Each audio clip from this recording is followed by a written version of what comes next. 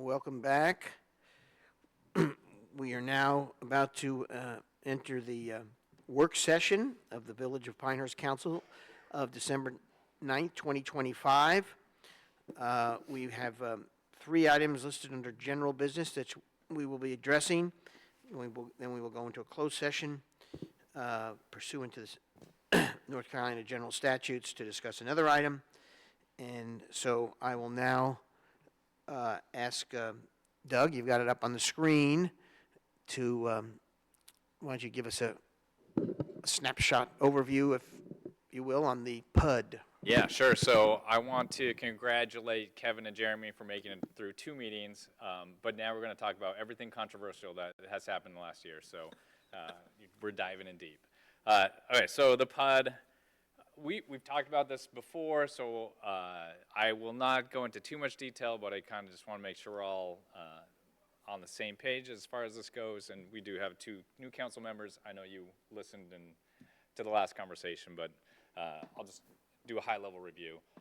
So a planned unit development allows for a coordinated master plan community and provides some flexibility where your typical PDO can't. And the way they do that is an applicant comes and provides a master plan that dictates all the different items that would go into the new development. There have been a lot of concerns that we've heard recently. Just one thing I want to mention is that any concerns that people are sharing about what the PUD might do is probably also a concern that you'd have that any council now or in the future could make a zoning change on any parcel in the property anyway. So we heard earlier about concerns about the ETJ. It's possible, and it has happened in the past, that council at the time changed the zoning to something that, maybe this council wouldn't have done anyway. So I just want to give it that framework that it's really no different than any other potential zoning change that could happen in the village. And, Alex pointed this out to me the other day. It's like, actually, Pinehurst itself, the core village, was a master plan community when it was done in 1895. So just a little bit of intrigue there. So a PDU versus our PDO, the regular standard zoning versus a PUD. The regular standard zoning is parcel by parcel. It's a little more rigid. It's great for predictable long-term things that, is standard regular development. The PUD allows us the flexibility that we might have if there's a special project that we want to see have some changes to it. Let me go back for 1 minute there. Yeah.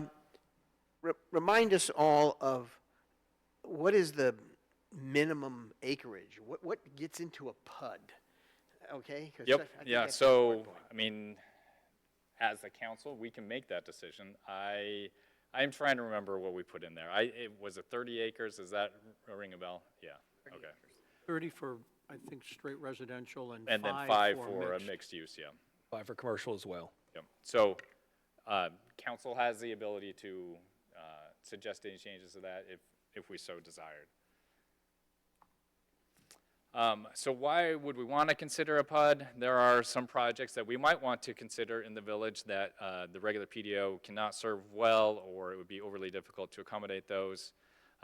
We should be able to provide some flexibility without sacrificing that control. And it allows very precise parcel-specific use permissions. So right now in our table, our use table, if there's something that might not be all that incongruous, but our table does not allow it, it cannot happen. We'd have to make it a change to the zoning. Yeah, and it enables complementary uses, but it doesn't necessarily have to ruin the design. It should have a superior design and a clear public benefit for it. It was suggested that we walk through a case study or two just to see why would we really want to do this, how it would work. Actually, Jeremy recommended it, and so I give him kudos for his first good decision as a council member. Well, good is not, we're not quite there yet. Yeah, maybe it was a bad idea. Yeah, it might have been a bad idea. We'll see. 10 minutes. Okay. So the first one that we are going to cover is Village Place Core redevelopment, and this is hypothetical. There is some, potential changes that'll be happening there, hopefully sooner rather than later. But just kind of wanted to walk through what might happen here and why a PUD might be at least, well, might be more advantageous than our current form-based code zoning. Okay, so let's consider a project that would be a boutique hotel with a courtyard entry or a restaurant on the first floor that wants to have dining outside on the first floor. And then there'd be some restaurants, retail, upper story residential on these, public plaza and pedestrian network, and a shared structured parking. So I think that's something that if it came before us, we would at least hear it out. It sounds like a pretty good plan, and it kind of meets what the intent was for the original Village Place core when we put together the form-based code. Now, let me ask a question. Yep. This is the question I get. Why wouldn't or couldn't we consider that same project concept under the conditional zoning that we do now? Yep, so you cannot conditional zone a use. So a use meaning like how the property is used. You can conditionally zone setbacks, things like that, but the actual use you cannot. But So if something is zoned for mixed use, which the example looks like would be village mixed use, so to speak, wouldn't that be covered under what we now have in place? I mean, it all depends on what's in the use table. So Oh, there- yeah, all right, so, okay, yeah. We'll cover one specific example here. Go ahead, Which go is ahead. this hotel. All right, so this is taken from our small area plans. Oh, yeah. So if you look, this building right here, can you see where my marker Yeah. is? That in the plan was proposed as a hotel with a restaurant, which is great. I think everyone would be okay with that.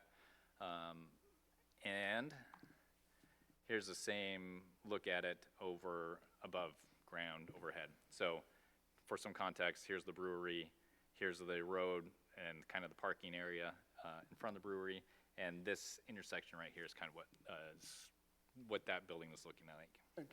Where again was the brewery? Is that the gray? This gray one right here. Yep. So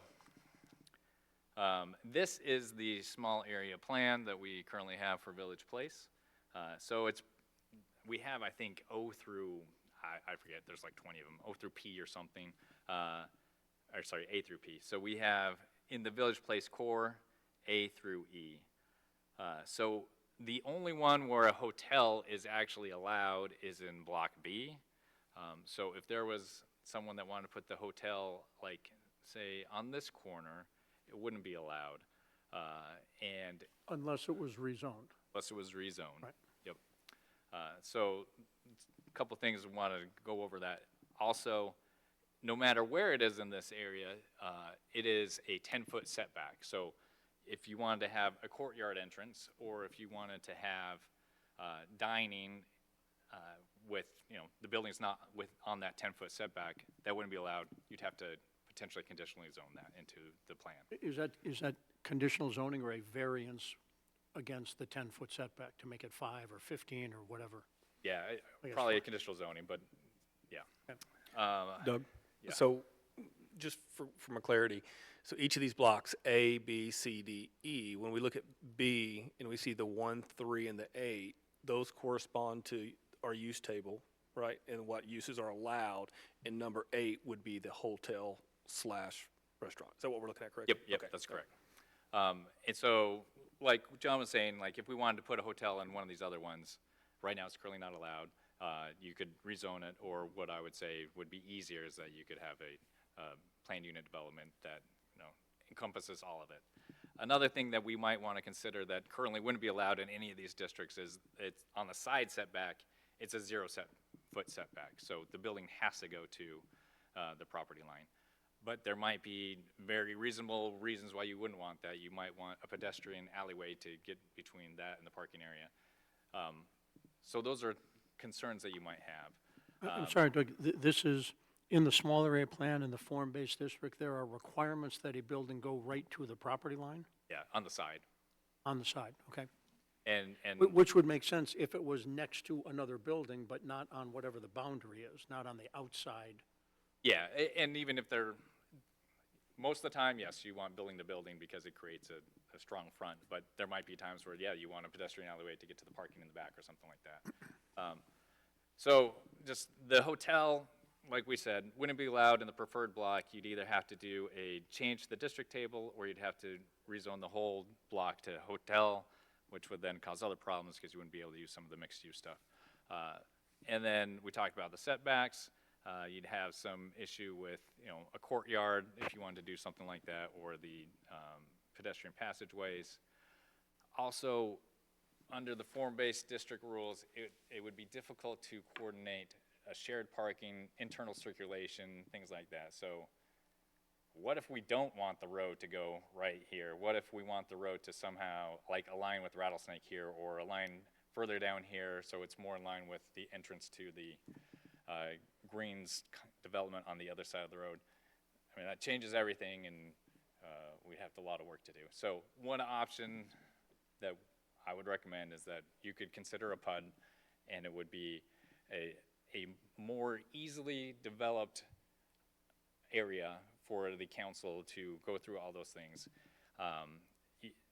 To do it under our existing PDO format, you'd have to change all these things, and it would require one rezoning and at least 4 to 6 separate actions of, conditional zonings or special requests, special use permits, things like that. So it makes it a higher quality development because you're able to choose all those things. It can make it exactly how we want it without having to weaken our rules to make it work for a certain developer. Any questions on that potential case study? Okay, this one is a lot more hypothetical. I've never heard of anything requested like this, but I just kind of wanted to throw it out there. Say someone in the ETJ wanted to have a equestrian village with 5-acre horse farms, but they wanted a show barn and a tack room, tack shop, all that stuff, which seems like a pretty good use of something out on Linden Road. I could see something like that happening. This exact thing couldn't happen under our current zoning because the 5-acre farms, that would be okay because it's an R210. But a show barn arena would be a light commercial or a light industrial use, which would not be allowed. Tack shop definitely wouldn't. This, you could potentially carve out a different parcel and rezone that, but then you get into spot zoning issues, which may make it a little more difficult. So let's take it right there. If this was a project submitted by a developer, for lack of a better word. Yep. Now, without a PUD, there's, as far as I can tell, there's nothing to prevent a council from saying, if their proposal calls for a show barn, saying that we see that as appropriate for this project, right? So you could potentially have them carve out a parcel and rezone that, but then you run into potential spot zoning issues. So that would be questionable if this council could do that if they wanted to. I just don't know why we couldn't. I don't see that. I don't see the problem, but go ahead, keep going. Yeah, and part of that is because it's a different use. It's a commercial or an industrial use, not a residential use in a residential zone. So yeah, we talked about all these issues. Also, they're really big setback requirements in the R210. So if you had a barn, it'd be so far away from everything that might make it too far apart. But those are one things that could be adjusted with the conditional zoning. So again, this could be done, but it would require 3 to 4 zoning districts and multiple conditional zoning requests to make it all happen. So what the PUD would enable it to do is blend the residential, agricultural, and light commercial uses well, and have it as one unified master plan rather than having several different developments that have to occur simultaneously to actually make the development work. So those are a couple of case studies. Are there any questions on either one of those? Maybe your question is exactly the question you should be asking, is like, well, why couldn't we do that now under our current zoning? Do you have more case studies, Doug? No. Okay. Can I ask 2 what I would call 30,000-foot questions, one of which is in sort of direct response to one of the comments we heard?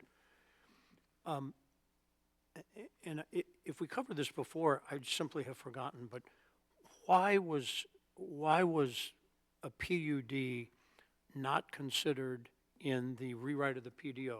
Just give a brief, and secondly, because this took even longer, why was it not proposed as part of the development of the small area plans and the form-based districts?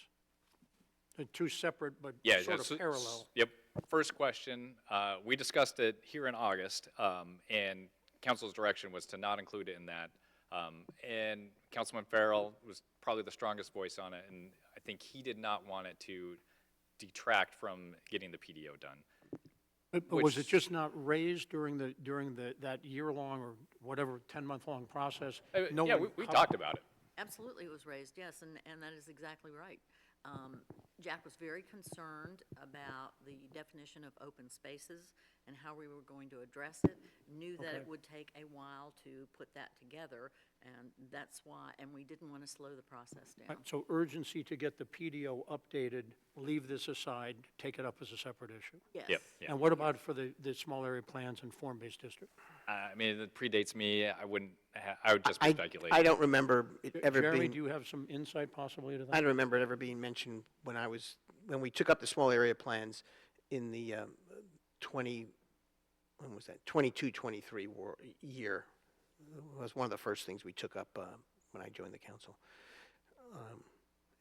Jeremy, you were probably on the planning and zoning board at that time, and Yeah, I don't recall having this discussion in any sort of depth, and in fact, I quite remember discussing form-based codes as well as conditional zoning to achieve a lot of the same right. results at the time, and I think that was somewhat of the intent. Yeah, and the form-based code certainly serves a purpose because it states exactly the vision of what we want to see happen there. Just a PUD would allow you a little more flexibility for minor things that may not align perfectly with what the code says for that specific area. Now, who can refresh our memories again on why we once had a PUD and then it dropped out or was taken out, however you want to look at it, and so we've been PUDless for, I don't know, Right, right. 10 years or so. Yeah, and again, just rumors from before any of us, that when they rewrote the PDO last time, is that it specifically said, I think it was 50 acres at that point, and like, there are no 50-acre sites in the village, so we don't need this, and they got rid of it. That's the story I heard. Now, this is now a minimum of 30 acres. It's 30. In what's It- draft. Yeah, what we drafted. Could be moved up, could be moved It down. could be 50, whatever. There are specific developments that were done in the village under the previous plan development ordinance that they want to expand and finish their project, that a PUD would be very helpful for that. And then there's projects like we present today that might come up in the future that could take advantage of it. How do you want to go forward? I mean, I have a list of questions, but. Well, I'd like wanna us- go yeah. Councilperson by how do you Yeah, want- I'd like us to keep talking about this. Obviously, we had some input from citizens Yeah. tonight. We've had some emails. I think we probably all got the same emails, which all raise very interesting questions. The big questions are why and why now? Yeah. And there's a, question of, do we really need to do this? In other words, if we don't do this, are we going to lose some funding? Or are we going to, be put in the penalty box as a community? And I think the answer in both those is no, which is usually something that accelerates a decision by a governing body because they have some external pressures to get something done. I have feelings of we need to continue the discussion here, but I'd like us to try to do two things. One, address various questions or thoughts that people have. And two, those things that we don't have an immediate answer for, because nobody really knows some things off the top of their head. Staff can run down things and come back, and when we reconvene in January, we can, as a council, maybe be a little more briefed up. I think at least from my feelings, is I need to have a little more confidence that I actually know what I'm saying and what I'm doing here, as Yeah. opposed to just, I sort of get it, sounds like a good idea, but then what are the reasons we don't have it? Why did we have it and drop it out? Yeah. And given our world situation of the village of Pinehurst, which I think Doug related to, we don't have a lot of these 30-acre plus bodies of land floating out there. We've actually done a pretty good job the last 4 years approving, but I think all the ones I'm thinking about, none of them approach 30 acres, whether it's the the skilled nursing center on Midland, whether it's the Trotter Hills development, whether it's the Pinehurst South Cottages, maybe the Pine Wild Phase 5 was more than 30 acres, but yeah, probably was. But Holly Crest, maybe it was more than 30 acres, but I just think that, and that's in the ETJ. So it really hasn't touched us in a way where somebody has come to us and say, geez, if you had a PDO, we could have done this, or a PUD, because that would have stuck in my mind. So anyway, that's my feeling. Let's air out some of these questions. We've got two fresh Yeah. minds, and let's, the things that we can't answer with some degree of certainty, let's take some time to fill it up. Yeah. And I'm fine doing that. Is it possible, can I just cover this last slide? Because I think it might address some of the things. Because, I mean, Absolutely. I read all the emails too, and so there are some concerns that we could probably address fairly easily. So, where do we go from here? Typically, in order to get a text amendment onto the Pinehurst Development Ordinance, you have to have a public hearing and a review and recommendation by the P&Z, followed by a public hearing and review and either approve or denial by the village council. But before we go to that, so we could have public input meetings there. We got a lot of feedback the last day or so on this, and I think it would be helpful to have, come, let's talk together. We could even have either a full council and call it a real meeting, or we could have 2 members of council. We could sit down and discuss what this actually means and how it would affect the village. We could also create a appointed PUD focus group, kind of like we did for the PDO. I'm sure that Barb would love to serve another 9-10 months on a focus. Yes, Life. one more year of Adam. That you won't get back. So, add 'em on. At our last meeting, I had suggested that we, give this to planning and zoning in January to look at, to get feedback on. We don't have to move that fast. We can wait on it. We can give it to them to try to get feedback and then wait for our decision, or we can do whatever we want. There's not a super urgent need for this. We did want to do it after the PDO because we're in that frame of mind, and that's what the plan was all along. But we don't want to feel like we are stuffing this down anyone's throat.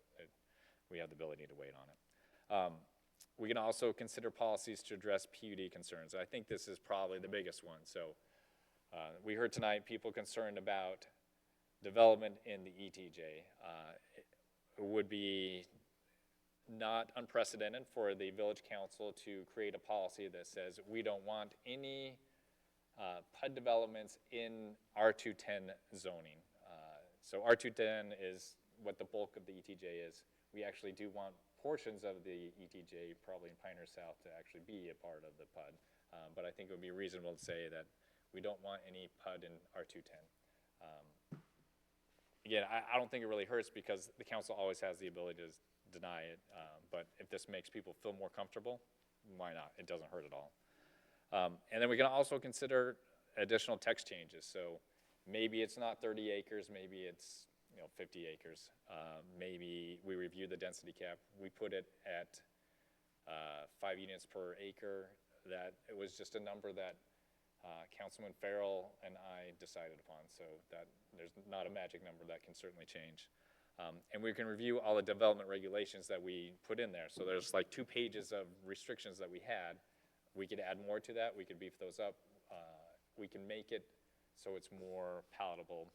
And again, I just want to reiterate, if you don't want it, you don't have to approve it. So the full control lies within the council, whether or not a bad development happens or not. All right, John, you had some questions you want to go over first? And I'm Raise? trying to arrange these more from big picture to small picture, but let me start with one small one, not because it's necessarily yes or no, but maybe it is. Historic Preservation Commission decisions are explicitly not precedent-setting. The fact that we approved X doesn't mean you can come back and say, are decisions under PUDs precedent-setting? No, it's strictly a legislative decision by the council. So we could give it to one person and then an identical proposition we could turn down for another person for almost no reason at all. Okay.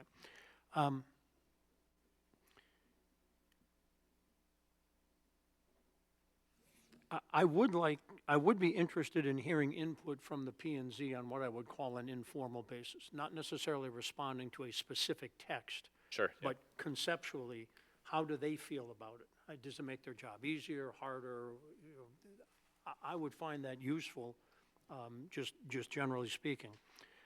And I think as I thought about this and read the various emails, speaking for myself, the concern is that although it's been pointed out several times that council gets the ultimate decision, that we might inadvertently be allowing something, selling a free option is my old business phrase. We're giving someone, presumably a developer, the right to do something that we could not stop. And that may just be because we're not far enough down the road to know specifically. But so a couple of other concerns. I found the language as currently proposed, I'm going to use a technical legal term here, squishy. And I actually spoke with a friend of mine who is a lawyer and asked him whether squishy language is a course that you take in law school, and he assured me it actually is. It was often the final exam. Thinking back again to the Historic Preservation Commission standards, we have a set of standards there. The only time someone comes before the commission is because they want to do something not in those standards. And that's what the negotiation, if you will, becomes about. But if we are to go forward with this, I would love to see us write much less squishy language under the premise that someone can still come and challenge that and say, well, you said X, but I'd really like to do Y. So I would love to see much less, I would feel more comfortable if the language itself were less squishy. When you start talking about the ETJ, and it's an interesting idea that you've put up that, you know, to rule out R210 and so forth, I'm wondering whether, I guess two parallel thoughts. The primary beneficiary, I think, of this is a developer. We're saying that it allows the village to more easily work with a developer who has a proposal for something that at the present time, given our zoning restrictions, we just can't do. Or it would be very difficult and maybe not possible. Yeah, I mean, I'd push back a little, but I get what you're saying on that. Yeah. And I'm looking to see, well, given our mandate under the comp plan for preservation, which doesn't mean no development at all, it means that, you know, no one's ever going to build anything. I'm wondering whether there isn't an inherent imbalance, and maybe there's nothing that can be done about that. Maybe the purpose of zoning is to help people build things. Where can you build them? What do this have to? And that applies to single-family houses. That's not just something that might come before us in a PUD. So I guess that is asking us to think philosophically as a council whether that is what we are in essence incenting. Now, I don't think, there's certain things that I'm not sure any council is ever going to approve here, not that I have a crystal ball, but that would be my third concern, because I think we do have an obligation that anything we do is supposed to be supportive of what we have in the comp plan. And any changes that are made to zoning must conform to or be consistent with what's in the comp I guess, plan. John, I don't understand what would be inconsistent about a PUD in alignment with the comp plan.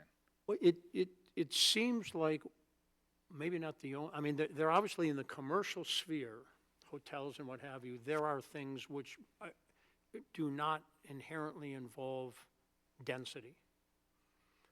But it seems like, whether we think about Phase 4 or other places, it seems like part of the justification to do this is to facilitate higher density than what is currently permitted. That wouldn't be the only reason, but that is a reason, maybe an important reason. And that higher density, I think, is in conflict with what we say we have in the comp plan. So if that's what you think, then I agree with that. But I don't think that a PUD, the intent at all is to create more density. I think it's to create just a well-planned master community. It may not be the intent, but yeah. it is what I think it is likely, it is a likely application of it. It may Yeah. not be the intent of it. That's a very good distinction. I don't think it's the intent, but the application of it by some parties could be to go down that road. I mean, I'm surprised that, given all the time that was taken to create the small area plans in the form-based district, that we think we might need this, even if we restricted it just to Village Place, as an example. Yeah. I'm surprised that would be necessary, but that is likely to be a focus of this council over the course of the next 12 or 24 months. And so I think it's important that we get that right. Yeah. I think I'd stop there. Good points. Jeremy, you've got some background in this world? Sure. I have a lot of thoughts. And I expressed maybe 40–50% of them in the email today. There's Right. a lot more than nitpicky thoughts that I have. However, I By mean, the way, this is probably not a case for brevity here. well, I was going to say, that's exactly what I was about to say. I was saying for the sake of brevity. So I'll just thought some thoughts for what we spoke with. You know, I mentioned to Doug that a case study could possibly be a good thing because staff would like to use this as a tool. They've been very, very clear that they see some benefit in this to make their job not only easier, but to complete a result that they want to provide for the village. I mean, we have to have a lot of respect for that. So I felt it necessary to counter that with general concerns that I thought were legit concerns that at least we should very much acknowledge. You know, number one, why would we do this? Because a lot of times it's easy to believe.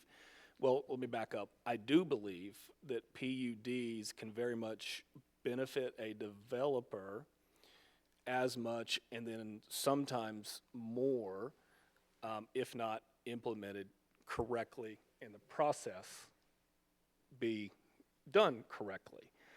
Now, we have a very, very smart staff. We have a very, very capable council today, and I think those comments, you know, have been made.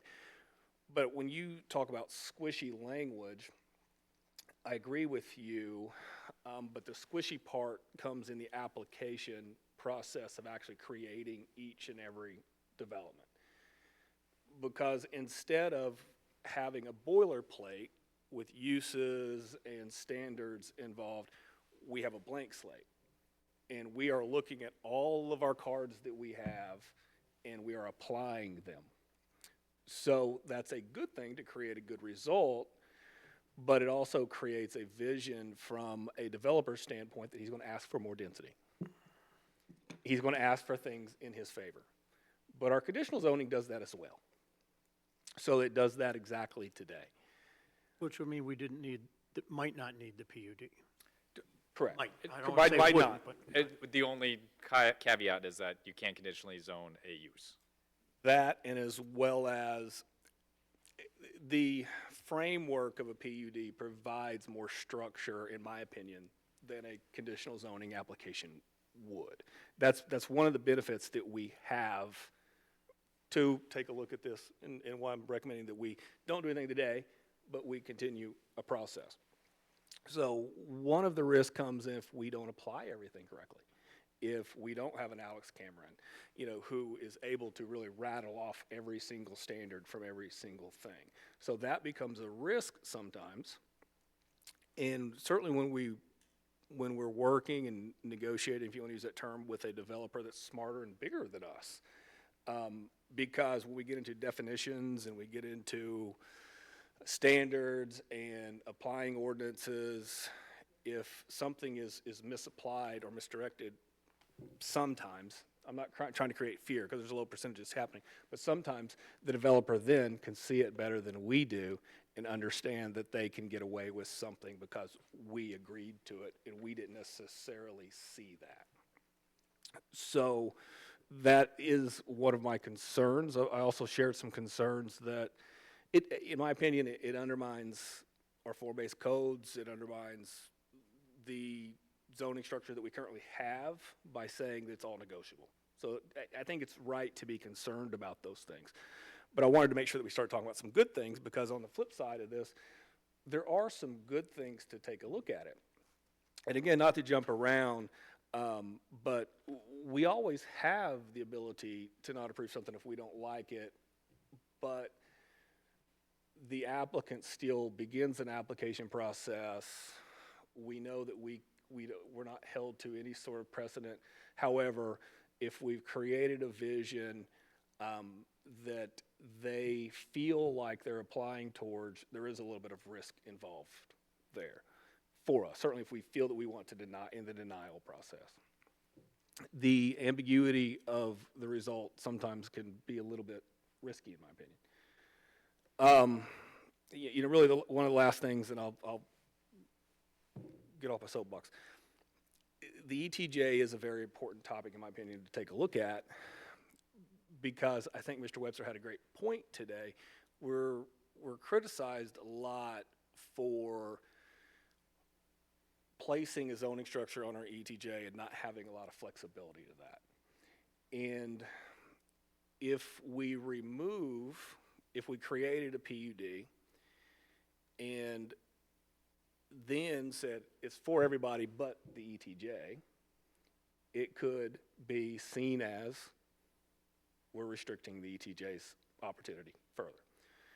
So initially I was all for, hey, let's just remove R210, but I think we at least have that conversation.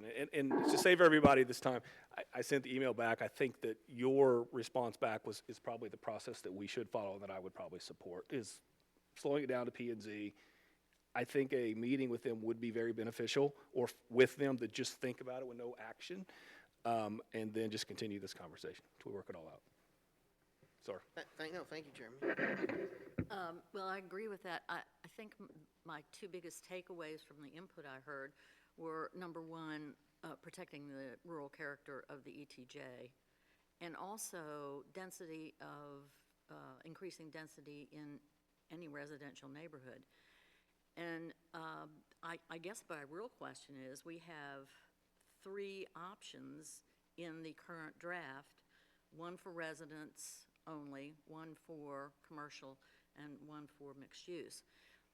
My question is, why don't we pull out residential altogether and focus the PUD, if we're going to do it, on commercial and or mixed use opportunities?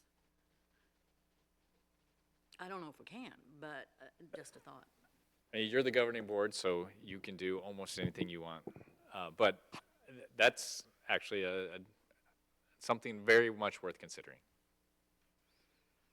Would, to the extent, Doug, that you've talked about things that a PUD would make easier from a staff standpoint, most of those are focused in either mixed use or commercial, I think.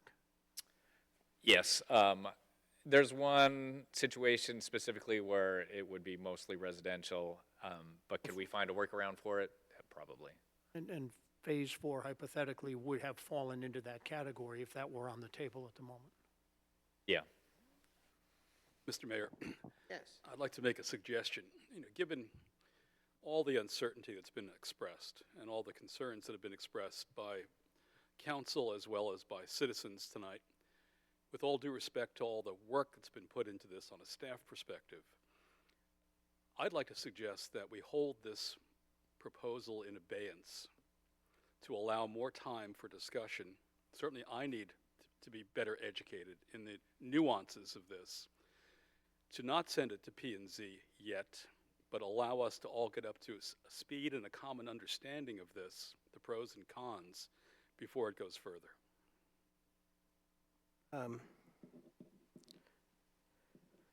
Well, I think that's a practical way to do it, and it's because I mean, just listening to my colleagues, obviously they've produced some questions in my mind, and I was trying to figure out how do you answer that. Like, I didn't think of Barb's recommendation. I just never crossed my mind. Maybe that's one way to increase the comfort factor. But I like the idea of us sort of carrying things over. It's your first meeting, and it's Jeremy's. There's nothing to prevent us from having individual discussions with members of the Planning and Zoning Board if we want to just get a, sort of off-the-cuff perspective of what their thinking is. Because I don't recall them ever sort of discussing a PUD. Do you ever remember that, Jeremy, in your time there? I mean, just as for themselves to think, out of the box, hypothetically, it could be nice if we had something like this, or. Yeah. May I suggest, so they can have a meeting coming up, they can discuss it on their own, not that it's being proposed. Right. And there's they can nothing- do that, they can provide feedback to council, and we could take it up at a later date. I mean, Yeah, I would urgent. like to see us add this to, another work session in one of our January meetings. And by that time, I think we will have accumulated a little more knowledge, and maybe we could shrink the areas of concern, and hear from more citizens. I think the citizens, some of them, I can't remember who expressed it in one email, but the point was that they had like 9 months to absorb the PDO, and they were impressed with the amount of sort of input they received, involvement. And this, they've got like 9 days. And, we did it directly proportional to how many pages it was. So, well, that's true. I'm sure that's true, by the way. But, so I would tend to support the Kevin approach in general like that. I just had another somewhat related point. I often, as so do some of my colleagues, attend the Planning and Zoning Board meetings, just sit there quietly and listen. And I have been impressed over the last 18 months, maybe it's 2 years, I don't know how long it goes back, of how many times our residents, who I've never met, have never seen before, step up to the podium and make really coherent arguments about an applicant's application, and well-done applications from professionals in their field, be it architecture or law, and that I felt that those residents moved the needle with influencing members of the Planning and Zoning Board up there. I know they educated me a lot about that, and some of them are small items. There was one recently on Monticello Road. There was the old Trotter Hills one with Tusky. There was the one about the McIntyre and Fields Road item that didn't. The Planning and Zoning Board shot it down, and then it was going to come to council, and then the applicant decided that's not worth it.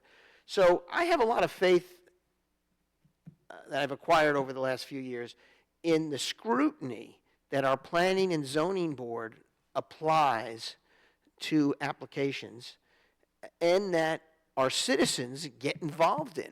Until I started really attending them and listening to them, I was one who just thought it was all, didn't matter, rubber stamp.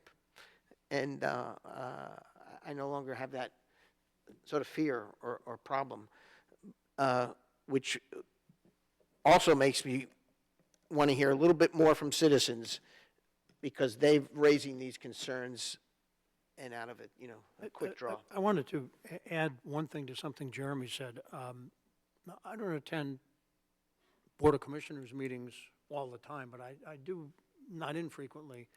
And I've heard the county commissioners express concerns over the problem that some of the smaller communities have in Moore County who don't have full-time planning staffs or full-time planning departments.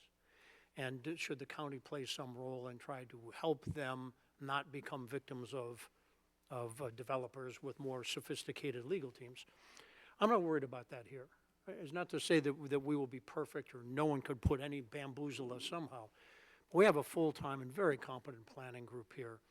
And whatever action we end up taking on this, I have a lot of confidence that staff will be able to properly evaluate these proposals and I'm unaware that anyone has actually made a proposal that we had to turn down because we didn't have a PUD, certainly not recently, but whatever action we ultimately take, I think Barb's suggestion is an interesting one.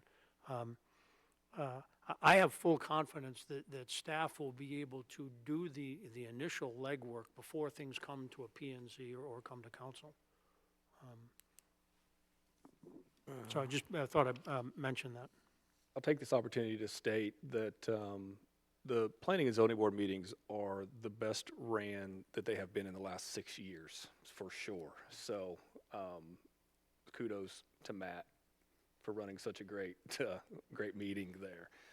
What's that saying about you, though? Is that Well, saying he runs a better meeting than I did. I was wondering if it was a shot at HPC. I don't know. No, Be very careful. No, it was, no, and again, and so we can jump around a lot on this subject. So I agree. But another statement that I was going to say that's a pro is it allows us and gives us the framework to talk about certain subjects that we're kind of directed not to, either by state statute or where our ordinance is laid today. The plan unit development at least brings those to a topic conversation with the developer. That's a good thing. Doug, you may know the answer to this. If you don't, I know you'll find it out. Our neighbors, Aberdeen, Southern Pines, Carthage, did they have PUDs or do they not? Or how do they operate? I believe they all do. I'd have to confirm. Okay, yeah, I think that'd be helpful to know what our neighbors do. And the county clearly The does. county does, yeah. Yeah. So I had a couple options on here moving forward. So maybe this is just me, but I really like the idea of like a small group sit down and like let's discuss all the details in a lot of detail. If that's something the council wants to support, maybe that's a focus group. But I like that idea. I also like give this to P&Z, not for a specific recommendation, but just eventually share your thoughts with us. I'd like to take you up on both of those, but I'd like to do it after we have one more meeting of the council to rediscuss some of the things we thought of tonight and get some answers to some of the questions that we floated out there, so that we've got one more chop at it before we engage further. But I do like the idea of a focus group, and I do like the idea of obviously of getting P&Z input. I suggested earlier we just have some informal discussions, just that they have some thoughts. Is there a big strong proponent, or is there people who are hesitant, or? I mean, I don't see the problem with deciding to form a small focus group, if you will, and could be attended by 2 council members, kind of our subcommittee approach. Practically speaking, we're not going to get anything done this year. So I think For the sure, target might be the second meeting in January, Yeah. if they're not, certainly not the first. And I think that moves us in the direction of both gathering more information and better refining, let's call it the draft that we have now, making adjustments to that.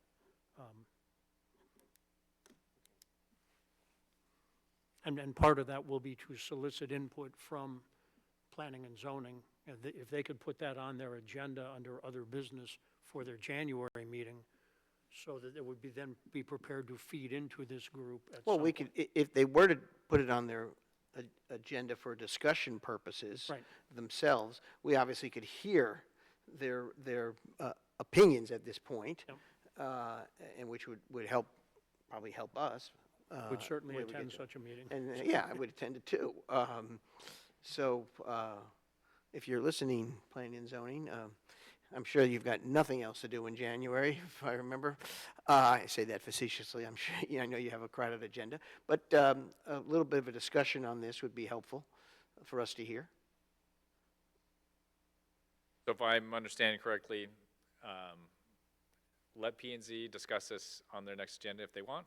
Yeah, if they want As it. soon they want. Whatever, they would. next one, the one after, whatever, what's And convenient then for them. at our next council meeting, we can discuss options for receiving public input. And whether next, that's a yeah, focus next group or a- steps, including the focus group and including our own hearing, and any of these questions that have been raised that you can run down an answer to firm up, that'd be helpful to eliminate some of these things that are hanging over us. I'd be curious if there is a PUD out there where they don't apply it to residential and they just apply it to commercial. Or mixed use, Yeah, you know. we can because look at I wonder all those what kind of, options. I'm wondering what kind of parameters they put around it when they decided to go forward with it or adopt it. Okay, I think we have a plan to proceed. We okay there, group, Kevin?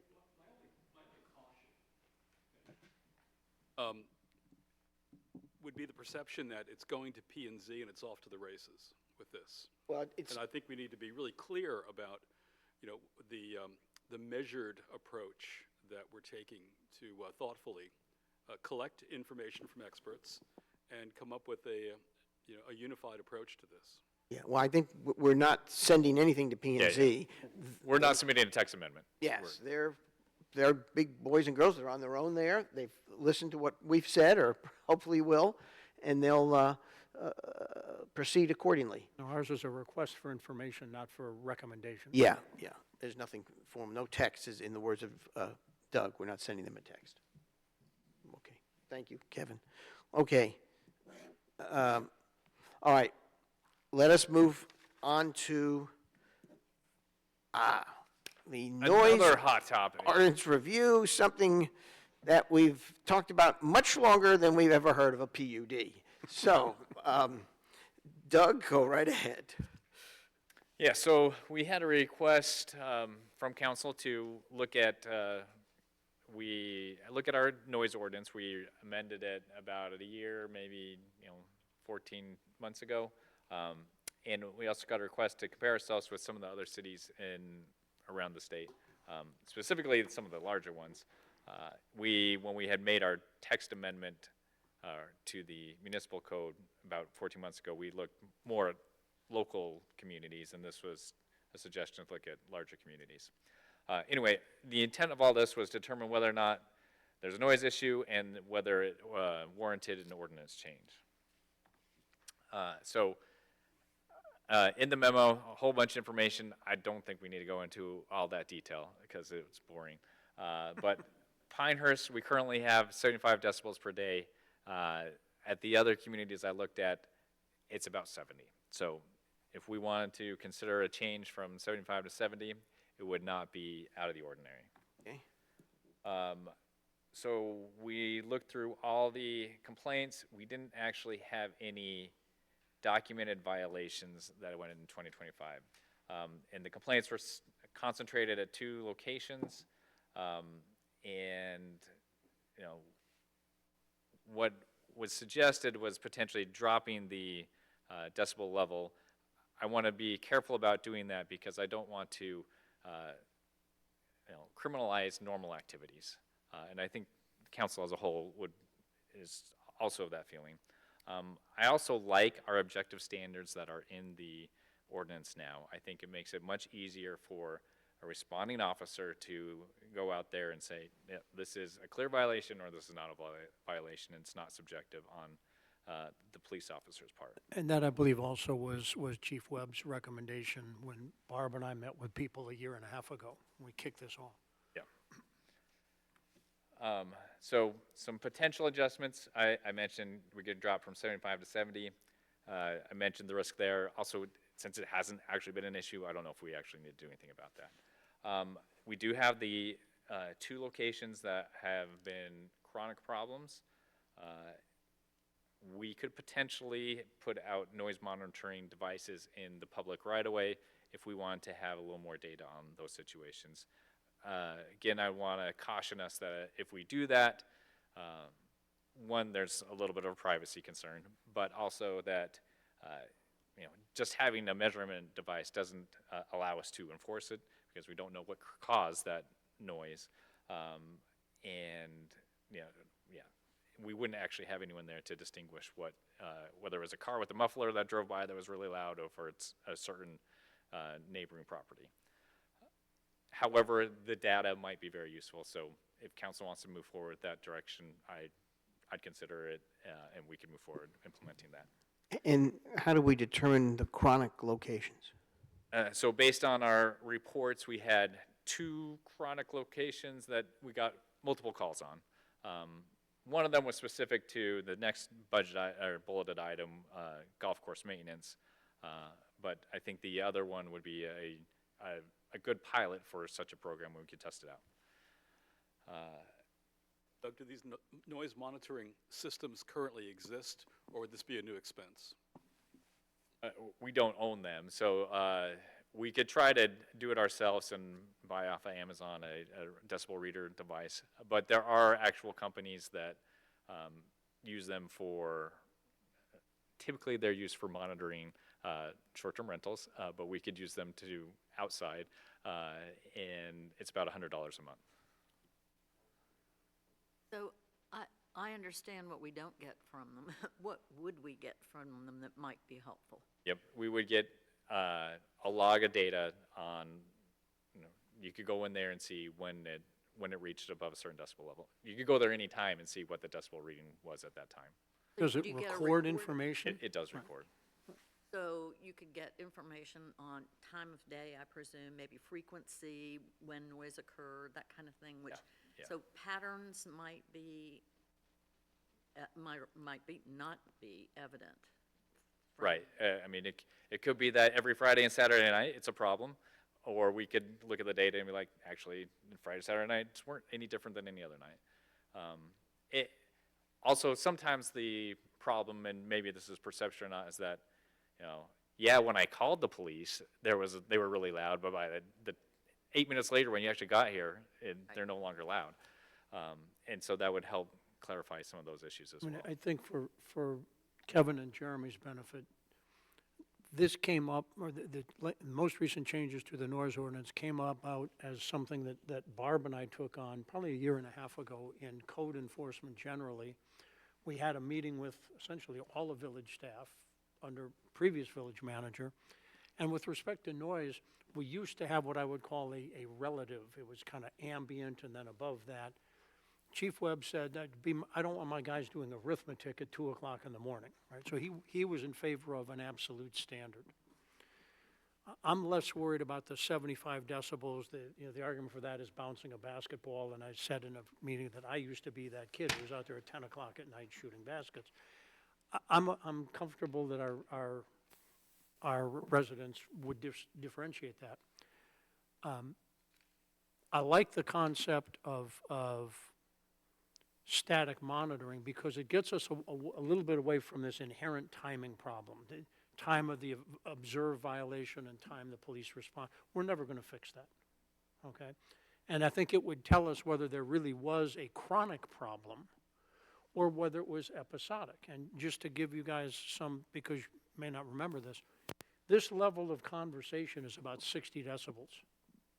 And I don't think anyone, if we thought, from here to the back wall was a property boundary, even to the side walls, and that noise gets quieter, that this is not the kind of thing that we're trying to eliminate. And by the way, the noise ordinance applies to everything. It is not STR specific. It applies to your backyard and mine and everybody else's. And it applies in number 6 and everywhere. So I like the idea. I think I'd probably leave the number alone would be my view. I wouldn't reduce it because that's not the issue. The issue is not whether it's 75 or 70 decibels. It's a measurement issue, it's a timing issue, and it's good to know that we don't have a lot of problems, although what you haven't captured is places where the neighbors have given up reporting or what have you, and we may be able to do a little bit better on that. I want to stop there, but we'll come back to the golf course maintenance as a separate topic, I think. Yeah, I continually believe that this problem is gradually dissipating, with the exception of a few we'll call them repeat offenders.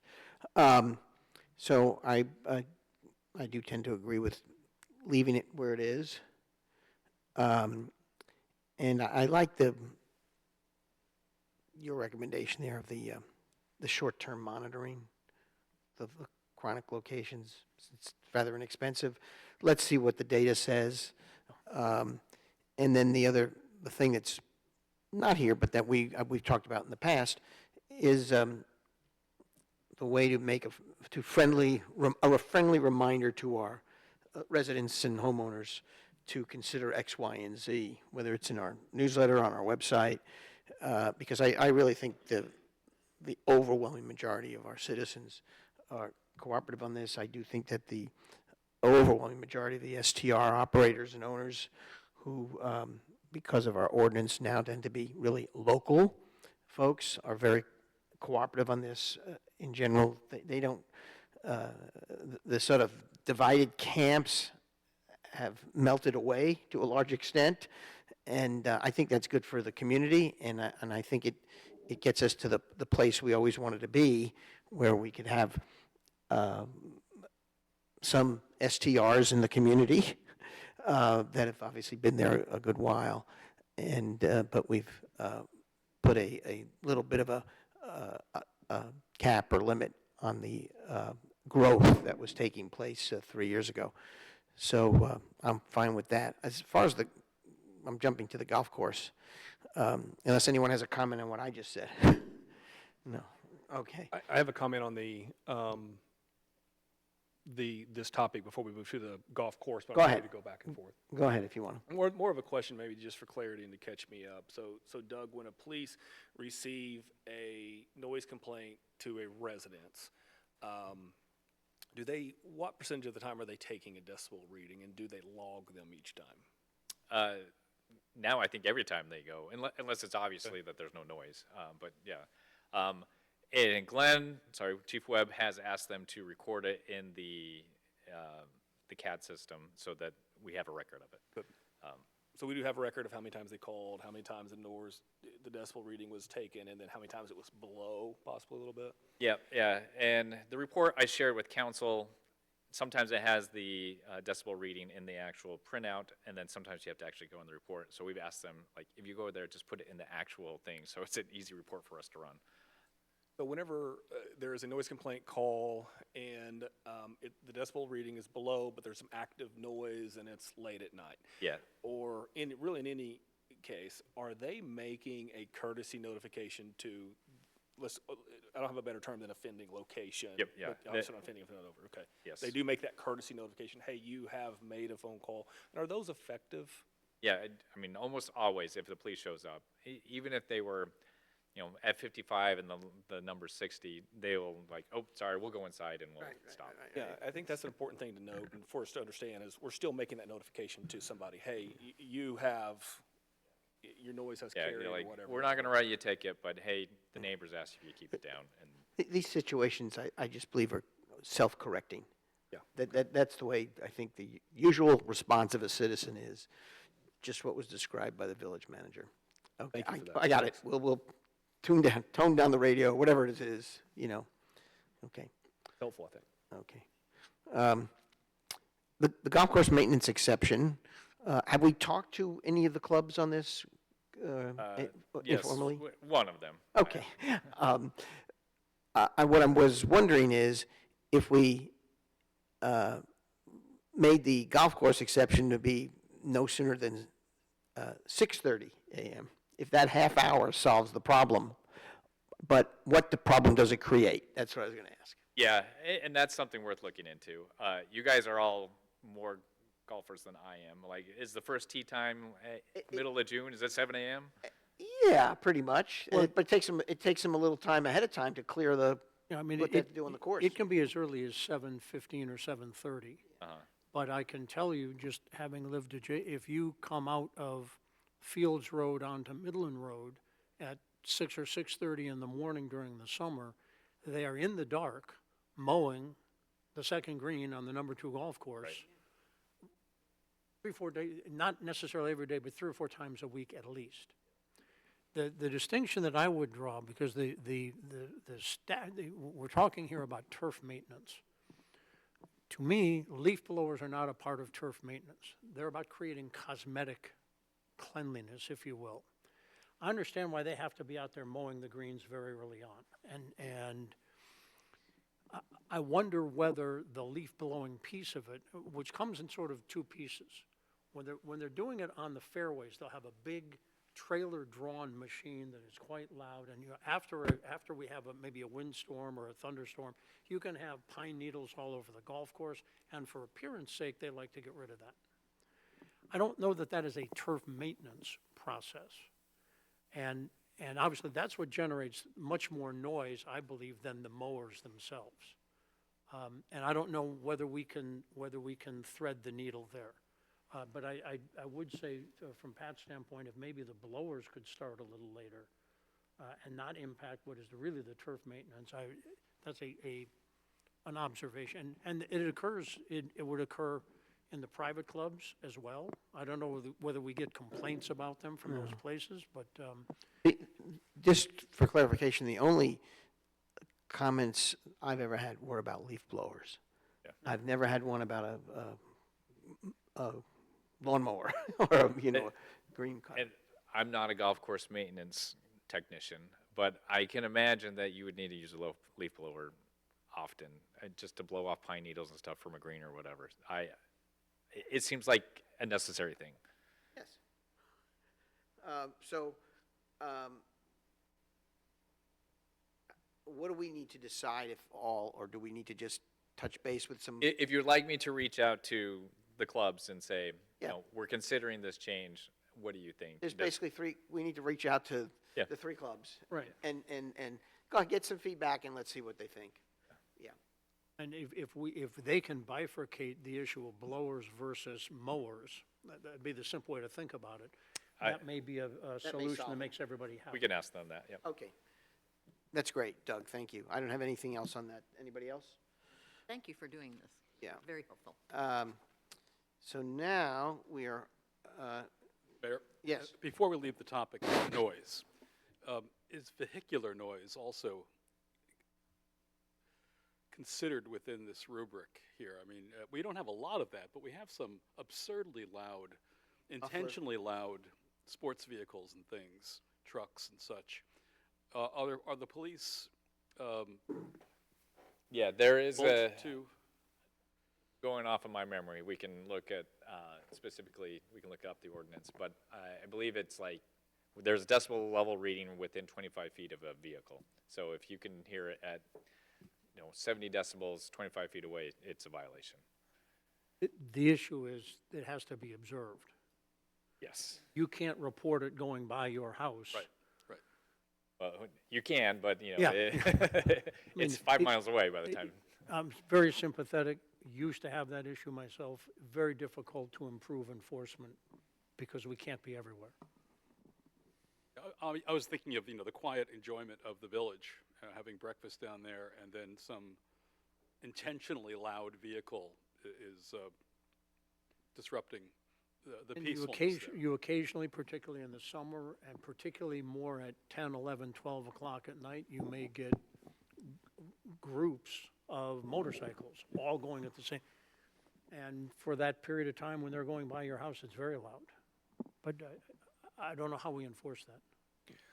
Well, let me ask a question on top of this. So Doug, if one of our police officers observed that happening, loud music or something, would they, at this point, actively pull them over, or would they wait for a complaint? No, they would. They would, and we have some precedent of doing such. Okay, I think, okay, all right, then I think that's all we can really ask for, really, for them to police it correctly. Am I wrong? I mean, is there anything we can really do there other than enforcing police? If someone got say a license plate, I can ask Glenn what we could do with that information. I don't think we could actually issue a violation because it wasn't observed by a police officer, but maybe there could be some sort of contact with them. Like, look, the neighbor's saying that this truck drives by every day and you're bumping your bass at, 100 decibels. Like, maybe we could address it that way. Thanks, Kevin. All right. Good neighbor. Yes. So we've had this discussion, we talked, I can't remember, October, November, about how we can encourage, proactively encourage nice behavior by people, guests visiting our village. Specifically, noise, parking, and trash are probably our biggest violators, and what annoys our residents more than anything. So we had a suggestion that we, send communication to all the owners of short-term rentals in the community that sets forth our expectations and encourages them to communicate those expectations to their guests. And then we talked about having neighborhood signage that we could put at the entryways of all our neighborhoods to reinforce quiet hours and parking rules. And then we also had a discussion about a voluntary short-term rental inspection process that would, allow a short-term rental owner to communicate with the village and make sure that they were appropriately operating their short-term rental. So a few things specifically about the letter. We talked about the decibel levels, talked about trash and when it's supposed to be out on the curb. I think we did kind of clarify that, either follow this rule or follow what your owner says to do, because a lot of them have some sort of mechanism where the trash gets picked up differently than maybe our trash pickup services. And then to clarify where you can and cannot park, specifically overnight in the village. A draft was included in the packet. Any specific comments on that anyone wants to share? What was your definition of neighborhood for signage? So we have signs right now that say no overnight parking as you come off of the main village roads into the. No, but I understand what number 6, I understand what that neighborhood, Old Town. Well, where would you put those signs? I think they're right now are when you come off of Highway 5 into a residential road. And right now, it just says no parking. Right now, it just says, specifically no parking in the right of way Yeah. after 10 p.m. or something like that. I brought with me the pedestrian area sign. Oh, did that actually get in there? That was Yeah, not I don't know where it supposed got to be in, there. but I printed it when I saw it right away. I mean, I didn't care for it. It's sort of like, keep Pinehurst walkable. Stay off my lawn. That's how I interpret this. So that's actually to address a different issue. Oh, about okay, Kids riding skateboards on sidewalks. okay. On the idea of the voluntary inspection, is the idea that the property owner or property manager would be able to advertise the fact that they had been inspected? Not saying that's not a gold star or a seal of approval, but So they could do that. I think what we were trying to avoid is to make it different classifications, and that this is something that the village is endorsing you. and I don't want a gold, silver, and bronze rating system based on what we find. I think on that particular issue, I know we've talked about looking at the ordinance that deals with STRs down in the coming year. And I'd like to take all those related issues at one time, rather than nickel and dime folks, and we can get input from residents and STR homeowners and managers, et cetera. So if it's okay with the council, let's put that in the bucket of when we're going to address the, looking at the STR ordinance and see if there's improvements that can be made or adjustments be made. And Barb, is that okay Yeah. with you? Yeah, well, I mean, we wouldn't want to send a letter out now anyway, being as how it's Oh. middle of Right. the holidays. Oh, you mean send it out in like March before the busy season? Yeah, Exactly, that's a good exactly. point. That's a very good point. And I like the letter. I think it's very good to the point. Yeah. I like the letter also. I'm just wondering what else in addition to, oh gee, okay, come inspect my property, so what? Okay. Would we discuss the sign at that time or as well? I'm fine discussing the sign now. 'cause Okay. I Yeah, yeah. like the sign on Fine. parking. I the like, sign. obviously want to be welcomely and neighborly. This one, Yeah, that this one. I like that one. I'm afraid some of our citizens would have concerns when we say welcome and neighbors and guests. I mean, the intent of our ordinance with the short-term ordinance back in 2022 was that we found two things. We found that, or we felt that a short-term rental was not compatible inside of a single-family residential neighborhood.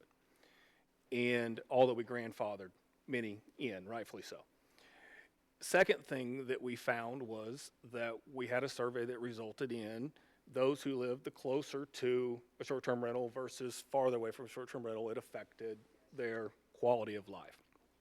So for, I believe, many of our citizens, not forgetting about those two subjects, kind of stating a sign that almost states opposite of that, that we do have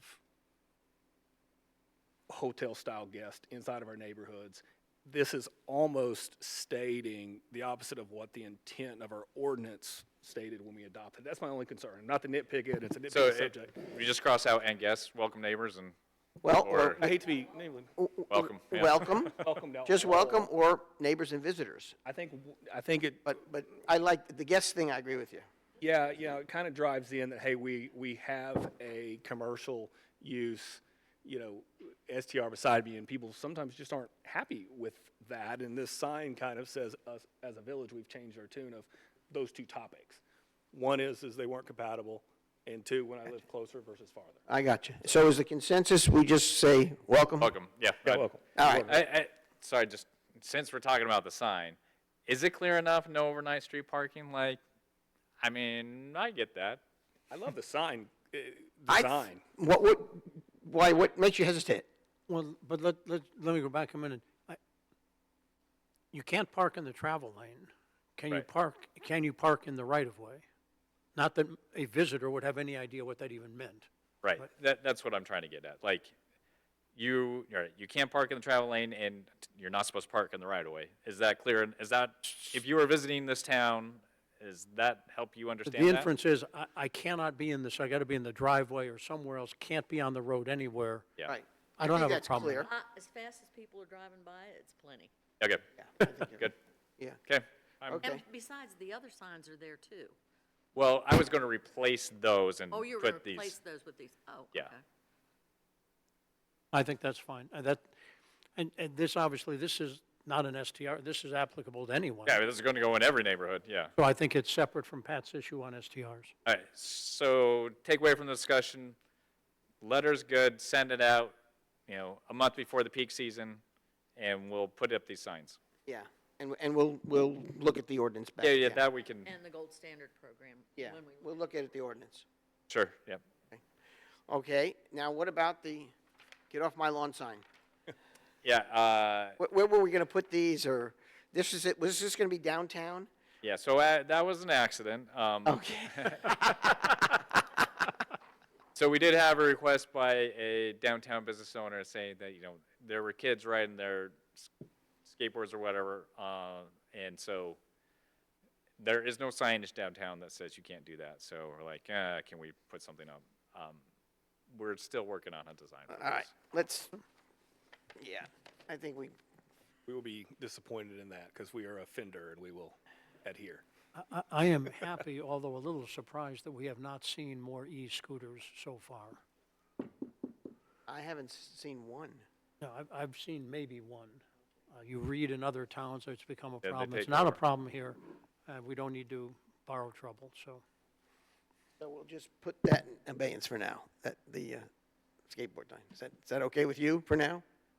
I have no burning desire to put those signs up. I was trying Okay. to be responsive to a business. Is anybody, Well, couldn't our parking enforcement officer make a comment to? Yeah, if you see someone like, that's a look, great suggestion. there's a rule, you can't do that, and please That's a don't do that. great suggestion. Yeah. We're expanding his authority. Tell Larry, go for it. I mean, he's going to ask for a raise now. I mean, Are we ready to clear the room of? Well, I don't know if we have anything else on these items. No, I think we've covered all three of those, A, B, and C. So now we can, I move to recess the work session and enter the closed session pursuant to NCGS 143-318.11A5 to establish or to instruct the public body's staff or negotiating agents concerning the position to be taken by or on behalf of the public body in negotiating, 1, the price or other material terms of a contract or proposed contract for the acquisition of real property by purchase, option, exchange, or lease, or 2, the amount of compensation and other material terms of an employment contract or proposed employment contract. You have a motion? Second?